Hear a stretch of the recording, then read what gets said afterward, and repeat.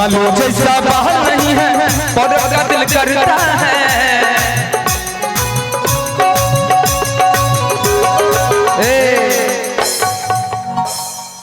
ए चाचा फेशियल बनाइलो। एक मिनट हेमंत भैया। हाँ भैया कहना है इन चाचा के लिए। अच्छा इन चाचा के लिए एक लाइन। हाँ बोल सकते हैं। ये चाचा बड़े शिक्षित नजर आते हैं कि ये चाचा बड़े ही शिक्षित नजर आते हैं और जब ये अपना कमर हिलाते हैं ना मेरे भाई तो ये माधुरी दीक्षित नजर आते हैं। अरे बाप रे बाप, हम भी कह दें। अच्छा लगा तो एक बार जोरदार हम चाहेंगे ताली बजा दीजिए। देखिए आजकल बच्चा हो या बूढ़ा हो और बीच वाला का कोई मायने नहीं रहता है। कहते हैं कि आजकल के बच्चों में भी उड़ी उड़ान होता है। आजकल के बच्चों में भी उड़ी उड़ान होता है। दूध का डांट नहीं जुड़ता लेकिन लुंगी डांस पर ध्यान होता है। अच्छा तो हम भी कहने क्या कि किसी ने 20वीं शताब्दी में कहा था कि बच्चे होंगे 3। अच्छा कि किसी ने 20वीं शताब्दी में कहा था कि बच्चे होंगे 3। अच्छा आई शताब्दी 21वीं बदल गया सी, अब तो बच्चे होते हैं 1 लेकिन ससुरा उसका बापे होता है 3। वाह वाह, एगो जोरदार ताली इसके लिए हो जाए। ये मजाक जोरदार ताली हो जाए छोटू भैया। ऐसे में बच्चे का भविष्य अधर्म में रह जाएगा। अच्छा कि ऐसे में बच्चे का भविष्य अधर्म में रह जाएगा और बच्चा का ओरिजिनल बाप कौन है कंप्यूटर ने बताएगा। जिया हो जिया हो वाह।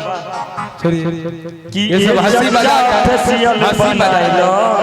लेकिन आज चाचा जी फेशियल उसिल बनवा के आए कि ए चाचा जी फेशियल कराइलो आ फिर न आई तो जाबा। ए चाचा फेशियल कराइलो फिर न आई तो जवानी।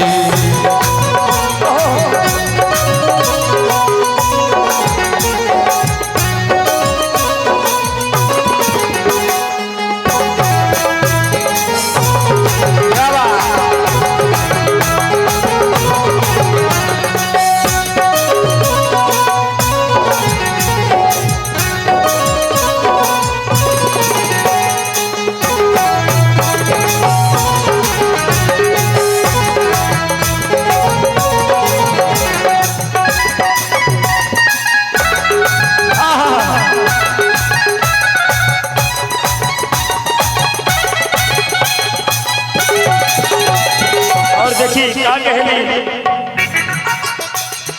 बालों जैसा बाल नहीं है चंपुल का दिल करता है।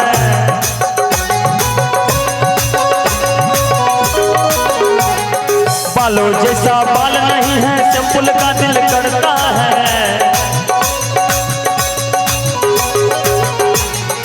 ए चाचा ए चाचा ए चाचा कहाँ ध्यान बाटे। ए चाचा एबरो बनाइला फिर ना आइतो जवानी। ए चाचा एबरो बनाइला फिर ना आइतो जवानी। ओ दर्द दिल के बढ़ा के गइल रोग ऐसन धरा के गइल है कि दर्द दिल के बढ़ा के गइल। चाचा जी के लिए है आ रोग ऐसन धरा के गई। आई तई में वो 4 दिन खातिर बची हल्फा मचा के गई। आई तई में वो 4 दिन खातिर बची हल्फा मचा के गई। दर्द दिल के बढ़ा के गई रोग ऐसन धरा के गई। दर्द दिल के बढ़ा के गई रोग ऐसन धरा के गई।